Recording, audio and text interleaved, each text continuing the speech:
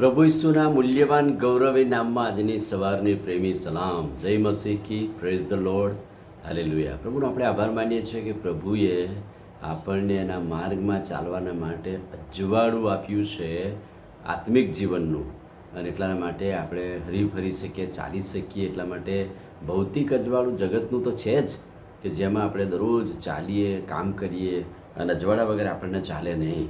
એ જ રીતે આધ્યાત્મિક જીવનમાં ચાલવા માટે પ્રભુએ આ દાવો કર્યો કે હું આખા જગતનું અજવાળું છું.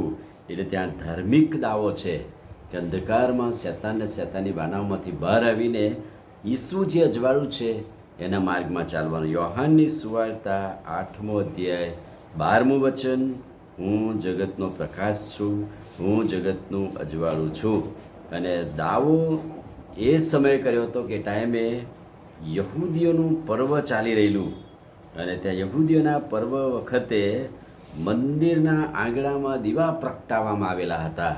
પુષ્કળ દીવાઓ જોઈને, એ અજવાળું જોઈને પ્રભુને યાદ આવ્યું કે જેમ ઇઝરાયેલ પુત્રોને અરણ્યમાં અગ્નિસ્તંભથી માર્ગદર્શક બનીને પ્રભુ એમને દોર્યા, અરણ્યમાં અંધકારમાં પ્રભુ પોતે અગ્નિસ્તંભ બન્યા અને એમને દોર્યા, એમને ચલાવ્યા.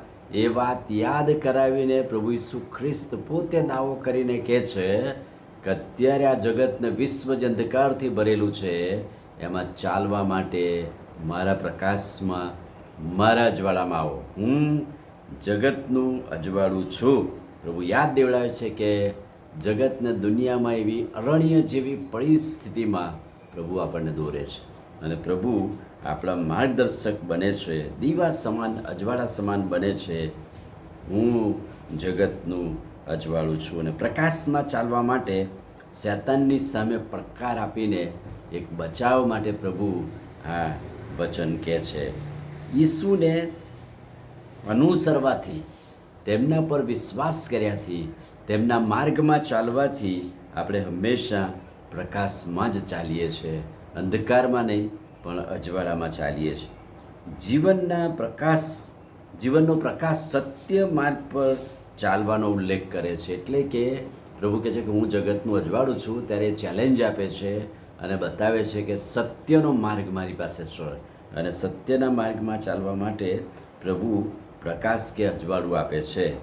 અંધકાર પરી દુનિયામાં ઈસુ પોતે પોતાની જાતને પ્રકાશિત કરીને કહે છે કે હું જ અજવાળું છું. મારા દ્વારા ચાલશો તો જગતના વાનાઓમાં જે અંધકાર છે એનાથી તમે દૂર રહેશો. વિશ્વાસીઓને જીવનનો પ્રકાશ આપવા ઈસુ આવ્યા. પાપ અને અંધકાર અને સત્યનો પ્રકાશની વચ્ચે જીવવાનો જે તફાવત છે એ પ્રભુ બતાવે છે. કેવી રીતે જગતના વાનામાં અંધકાર છે, શૈતાની વાનાઓ છે, પણ એ સાથે પ્રભુમાં ચાલવાથી સત્યનો જે માર્ગ છે એ પ્રભુ બતાવે છે.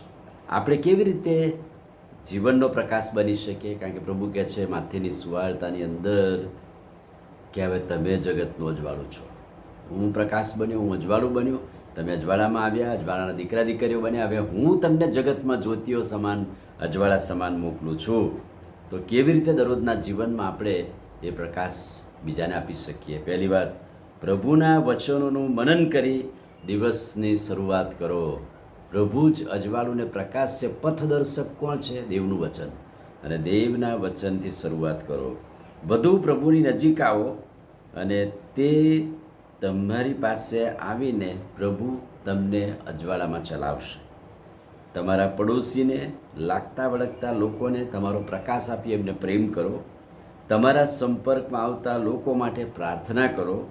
અને જેઓ અંધકારમાં જીવે છે, જગતમાં, પાપ ને પાપી વાનામાં, એમની પાસે જાઓ અને તમારું અજવાળું લોકોની આગળ એવું પ્રકાશવા દો કે તમારી રૂઢિકરણીઓ જોઈને તેઓ દેવ બાપનો મહિમા કરે. આમીન. પ્રાર્થના કરી. વાલા પ્રભુ, આજના ખાતરીદાયક અદ્ભુત વચનને માટે આભાર. જીવનની શરૂઆત દરરોજ સવારે પ્રકાશથી કરીએ, પ્રભુના વચનથી કરીએ. માટે પ્રભુ મારી મદદ કરો. પ્રભુ ઈસુના નામમાં માગીએ છીએ, સાંભળો ને માન્ય કરો. આમીન. God bless you.